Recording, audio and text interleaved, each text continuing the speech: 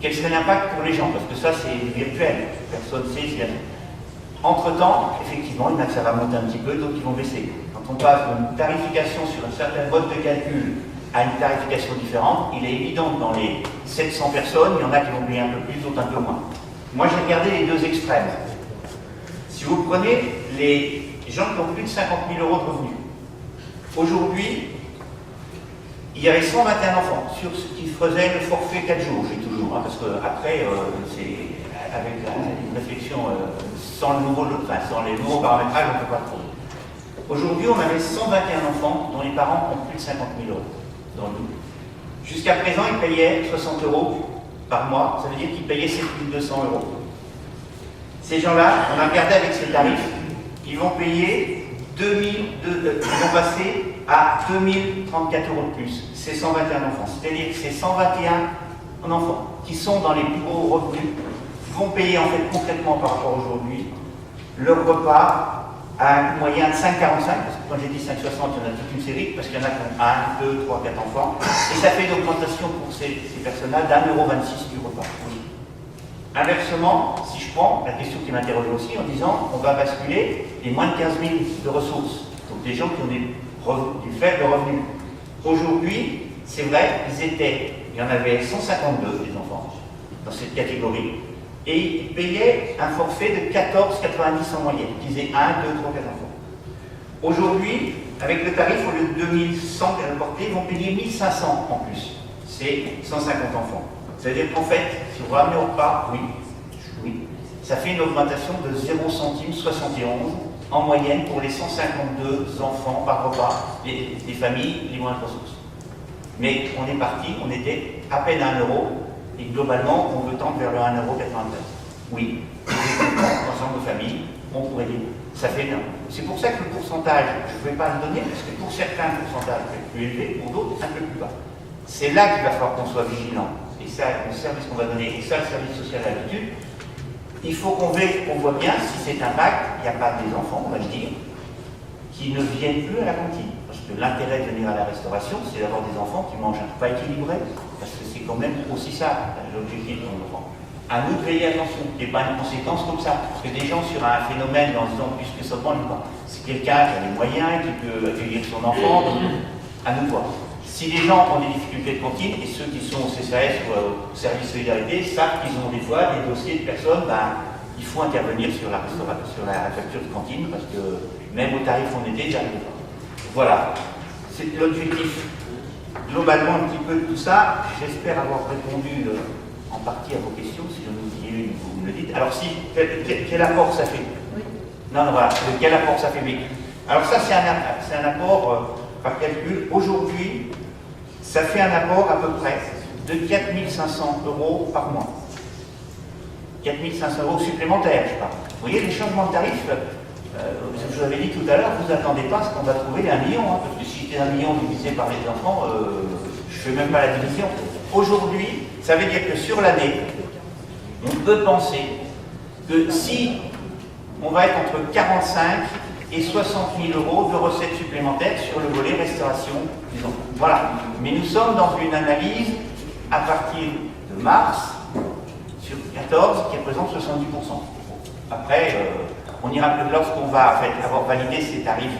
Alors pourquoi j'ai voulu simplement aussi dire pourquoi il fallait ce débat aujourd'hui?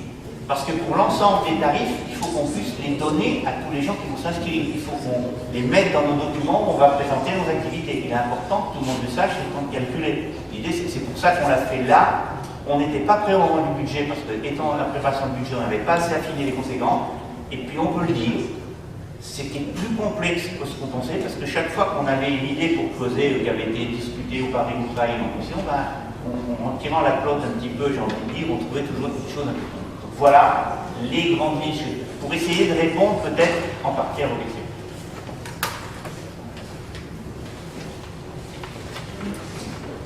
Oui.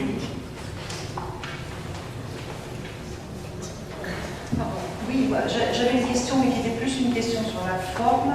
Et en fait, c'est une observation. Je l'ai faite en commission des finances la semaine dernière. C'était sur la présentation des tableaux. Alors, effectivement, il y a la commission de culture et la commission sport présentent leur tableau en mettant l'année précédente. Alors c'est vrai que pour nous élus, c'est plus facile d'analyser et ça saute aux yeux tout de suite. Enfin, on voit un peu et ça permet de poser des questions aussi. Voilà.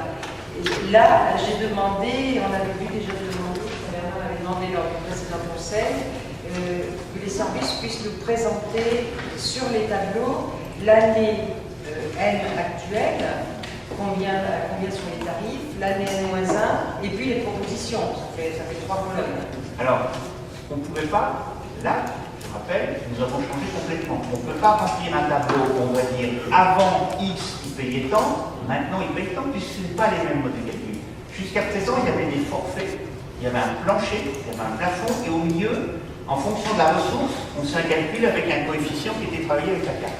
Donc aujourd'hui, si on voulait vous faire ça, combien il payait avant, combien il payait après, il fallait qu'on fasse un tableau avec les 1000 familles en disant avant et là. C'est pour ça que moi j'ai pris des exemples et qu'on a fait faire sur la situation en mars pour ces cas-là, pour dire avant, parce que les modes de calcul n'étaient pas les mêmes. Donc on peut, et ça j'ai envie de dire, on les a tous, si on a gardé nos archives des votes précédents, mais on s'en pourrait les donner.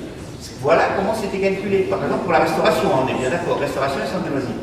Aujourd'hui, on ne peut pas mettre côte à côte, puisque cette année, on va regarder les ressources, moins de 15, entre 15 et 30, et après le nombre d'enfants. Avant, on disait, à tel niveau, c'était 14,90, 1, 2, 3 ou 4 enfants, tel niveau de revenu, on plafonnait à 60 €, et entre, c'était la ressource multipliée, donc celui qui avait 25 000 de ressources n'avait payé pas la même somme que celui qui avait 26. C'est gros centimes, parce qu'il y avait des formules. Donc on ne peut pas vous mettre dans les autres, puisqu'on a resté là. C'est les mêmes éléments de réflexion.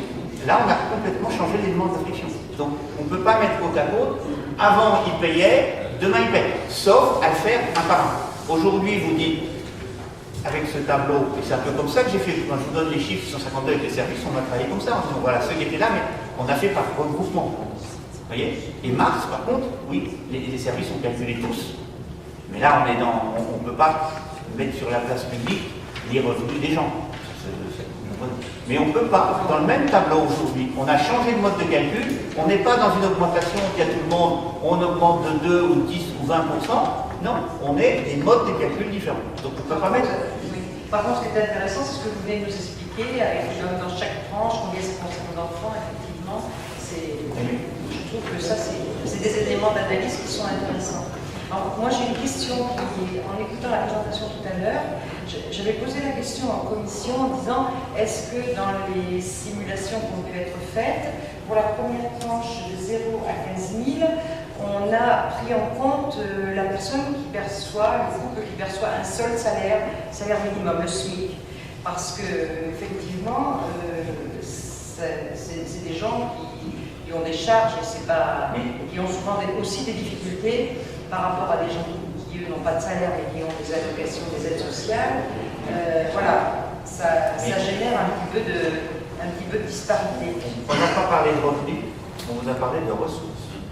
C'est-à-dire ça veut dire la carte, si par exemple quelqu'un... Si quelqu'un dit on va regarder ce que la personne touche au terme du RSA, parce que si c'est le discours, c'est RSA, puisqu'ils vivent bien, ils en touchent plein, ils en touchent plus que de bosser. Je vous dis tout de suite non, parce que quand on va consulter, la carte, elle va mettre le RSA, et si à côté vous avez quelqu'un qui est au SMIC, ben, il va quand même avoir une ressource un peu supérieure. Est-ce que les allocations familiales sont prises en compte? Voilà, c'était ça aussi. Mais nous, on fait des déductions sur les enfants. Après, s'il y a des enfants, elles seront prises pour tout le monde. Attendez, aujourd'hui, la CAF, si elle met les allocations familiales, elle les met pour tous, qu'on soit RSA, qu'on soit donc, tout dans seul. les 15 000, on a des allocations familiales. Il y a les mêmes ressources, non, je n'ai pas dit ça, j'ai dit il y a les mêmes ressources, quelle que soit la situation de la personne. C'est-à-dire, s'il touche des allocations familiales, ça va être compté qu'il soit RSA, qu'il soit chômeur longue durée ou qu'il soit personne qui travaille comme tout un chacun. Et voilà. Donc aujourd'hui, c'est pour ça qu'on dit on n'est pas dans le déclaratif. On est bien dans la CAF. Et aujourd'hui, la CAF a suivi des ressources et ne met pas la ressource en triant en disant lui, je vais lui mettre des ressources et lui, il y en a certaines que je vais lui enlever. Donc on est bien sur un plan d'égalité. Et du coup, on ne regarde pas effectivement si la personne est seule, s'ils sont deux, parce qu'il arrive un moment, attention, de ne pas faire quelque chose de trop compliqué qu'on n'arrivera pas à maîtriser. Parce que si c'est pour faire quelques économies pour les personnes, ou quelques coûts en plus pour nous, il ne faut pas non plus que derrière, il fasse plus de temps pour faire rentrer. Je vous remercie. Enfin, une dernière question. Vous nous avez donné les recettes estimées là, pour la restauration. Est-ce que vous avez fait le même exercice, je vais vous aller sur notre jour, sur les locations de salles et sur Alors, écoutez, on l'a fait, mais la location de salle, il y a plein de cas, on peut le dire, on ne faisait pas de location avant. Aujourd'hui, en mettant un tarif, moi je ne peux pas vous dire, regardez quand par exemple, aujourd'hui on roule sous les demandes d'associations extérieures. Évidemment, il n'y a pas de tarif. Et comme on a des salles disponibles, la salle des Osières, on pourrait la prêter toutes les 3-4 fois par semaine. Heureusement, on priorise l'association. Aujourd'hui, on met un tarif de location à la demi-journée, à la journée, 30 ou 50 euros. Est-ce que du coup, les demandes vont être aussi nombreuses ou est-ce que ça va faire? Donc aujourd'hui, ce que je peux vous dire, c'est qu'on n'a pas programmé dans le budget de recettes à partir de ça. C'est-à-dire que pour nous, si on constate qu'on fait des recettes nouvelles, tant mieux, ça nous permettra en cours d'année de mettre des recettes, mais je trouvais que d'un point de vue budgétaire, ça aurait été trop facile et un peu surréaliste. En plus, on les vote aujourd'hui, on les met en place en septembre, c'est-à-dire que ces nouveaux tarifs, ils vont produire des effets sur 4 ans. Qu'après, on utilise comment ça va se passer de septembre en décembre pour faire des prorata, des calculs pour l'année 2016. Très certainement. Aujourd'hui, c'est prématuré. Vous prenez par exemple les espaces qui nous a beaucoup demandé. On a des habituels. Ceux-là, les tarifs ne changent pas énormément, ça monte un peu. Par contre, ce qu'on a rajouté, je ne sais pas quel effet ça aura, ou un effet de recettes supplémentaires, ou ça nous aide, ça dépend. Les techniciens. Nous louons, pour l'instant, par exemple, si on prend le théâtre, on le loue systématiquement avec un technicien. On ne veut pas que les utilisateurs aillent gratter partout. Mais il y a 3 techniciens dont on peut avoir besoin quand on fait une manifestation au théâtre. On peut avoir un technicien du son, un technicien de la lumière, et on peut avoir, s'il y a plus de 300 personnes, un SIAP. Or, ces gens-là, aujourd'hui, lorsqu'on reçoit une association, pour eux, 10 heures, ou etc., ça n'a pas de coût. Sauf que nous, suivant la manifestation, suivant l'exigence des fois de l'association, moi je me suis trouvé à des moments où on voyait que l'association avait dit je veux à tout prix de technicien, et quand on regardait ce qu'il faisait, en toute franchise, le spécialiste du son était tout à fait compétent pour allumer 2 fois la lumière, alors qu'on avait mobilisé. Donc on a fait quoi? On a dit on fait un tarif des techniciens. Et l'association, l'entreprise, qui voudra le site, avec plus de techniciens qu'on met, nous on en met un en location pour le théâtre.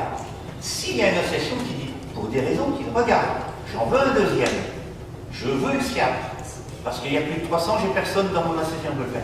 Ils le prendront, on leur facture. Cet effet, par rapport aux utilisateurs habituels, est-ce que ça va être des recettes supplémentaires parce qu'ils vont prendre le service et vont nous payer?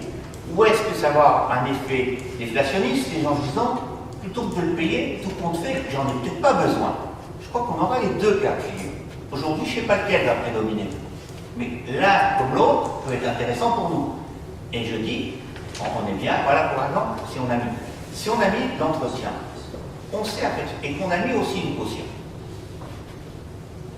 Jusqu'à maintenant, c'était compliqué la caution. Maintenant, c'est une caution, on peut la prendre, parce qu'en fait, on peut la garder, on peut donner l'information, 1 mois dans le coffre, sans avoir à l'encaisser. Il faut savoir, quand on a derrière, quand on a avec le TP, si on fait une caution, on en garde on va encaisser, parce que ça serait ça jusqu'à maintenant. Si on encaisse la caution, par exemple, il faut la rendre 1 mois après, c'est très compliqué avec le TP, enfin je veux dire, là on peut. On aura une caution. Qu'est-ce qui se passe très souvent? C'est pas les salles qui sont abîmées, enfin je veux dire, ça peut arriver, mais ça c'est l'assurance. Qu'est-ce qui se passe? C'est qu'on a des fois l'entretien, qui est plus ou moins bien fait. Moi je ne vais pas vous le dire, on a des associations très correctes, qui font bien, puis d'autres qu'on connaît moins. Puis quand on y va le lendemain, les services nous appellent en disant, on y a passé 2 heures. Et bien on a mis un tarif.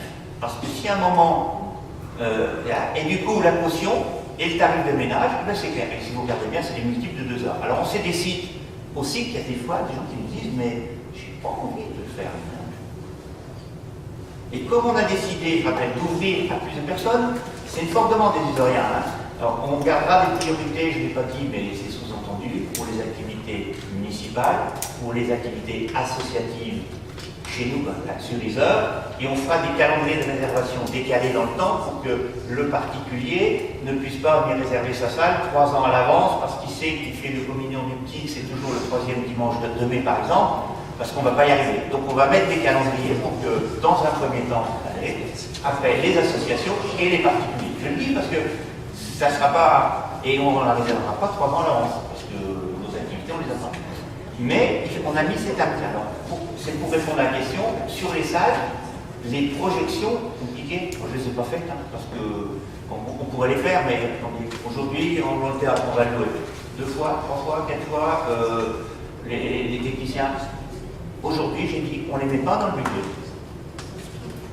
Et puis on attend de voir, si on voit que ça marche, ça explose, c'est une question. Mais attention, sur 4 mois, on ne va pas faire exploser non plus, il ne faut pas rêver. Le but est quand même de responsabiliser les utilisateurs dans le nombre, dans le temps. On a fait des locations, les techniciens, vous le regardez, vous l'avez peut-être vu, c'est qu'il y a une commission, on a intégré que les techniciens ont un coût plus élevé le soir après 18h, les week-ends et les jours fériés, parce que nous, lorsqu'on a quelqu'un qui travaille après 18h, qui travaille de nuit, qui travaille le dimanche, ben, il n'est pas payé 1 heure pour 1 heure, il y a des coefficients. Eh bien, c'est pas nous, et si vous regardez bien, on doit être à 25, il me semble, 25 ou 30, sinon on est hors taxe ou TTC, parce que selon à qui on facture, on doit être en hors taxe ou TTC, hein, et on est à 40. L'idée, c'est qu'on ne gagne pas d'argent sur les tarifs, mais sur les techniciens du personnel. Je ne peux pas vous avoir dit, on va faire baisser la masse salariale, le coût de la masse salariale, et se dire, si dans quelques temps, je vous dis, on a mis à disposition un technicien 200 heures, 200 plus, et qu'en face on fait une recette, ça ne me gênera pas ici en conseil municipal de dire, on a augmenté le coût de la masse salariale sur ce volet-là, mais voilà ce qu'on a comme activité en face. Voilà. C'est un petit peu la philosophie dans les grandes lignes de ce qu'on a voulu faire. Et peut-être qu'au bout d'un an de fonctionnement, on reviendra ici dans les commissions, il y aura peut-être des ajustements à faire. Il y a peut-être des tarifs qu'on a oubliés. Vous savez qu'un tarif qu'on n'a pas voté, on ne peut plus le faire facturer. Alors peut-être qu'il y aura des choses à bouger. On essaie de... On est quand même parti sur des demandes, sur les utilisations supplémentaires. Par contre, retenons pas simplement qu'il y a une augmentation de tarifs, ce qui est vrai pour certains dispositifs. Je rappelle que pour les associations isoriennes, en dehors des heures espaces, les salles sont systématiquement disponibles et gratuites. Que les tarifs différenciés entre isoriens et non-isoriens, on l'a fait sur les adultes, et on les a fait sur des adultes, sur des activités que j'appellerais de loisirs, un peu plus de confort. On ne l'a pas fait, par contre pour les enfants. Quand tout à l'heure on a dit, la collègue a dit, on s'est aperçu que la Maison des Arts était de plus en plus reconnue en tant que Maison des Arts. Et que du coup, on nous demandait des prestations spécifiques. Des écoles, des centres de loisirs, etc. Tiens, on irait bien, est-ce que vous pourriez nous faire une intervention pendant 2 heures, soit chez vous, soit chez nous, sur un thème donné. Aujourd'hui, on n'avait pas de tarif. On préparait une intervention qui on nous demande 2 heures, je ne sais pas moi, sur la reproduction, sur l'électricité. C'est un coût de travail. À nos salariés, c'est bien, mais du coup, est-ce qu'on ne doit pas reconnaître leur travail? Et je crois qu'en même temps, on pourra dire à ces groupes qui nous demandent, c'est un coût pour nous, à vous participer. Vous avez vu, voilà pourquoi on a fait un tarif. Mais je rappelle qu'en général, pratiquement toutes les activités pour les isoriens, je dis bien pour le centre de loisirs par exemple, on n'a pas bougé. Ne vous trompez pas, n'essayez pas de dire mal. Quand on a marqué pour un centre de loisirs, pour mettre un tarif d'intervention, c'est bien marqué horizon. Si quelqu'un me dit vous faites payer l'activité au centre de loisirs, non, il est prévu dans une journée, c'est 100 heures. Par contre, le centre de loisirs d'une commune extérieure qui vient bénéficier de nos structures pendant 3 heures, qui n'est pas légitime, qui participe, parce que je ne suis même pas sûr qu'on soit complètement toujours au prix complet. Oui, je comprends bien ce que tu expliques. On s'est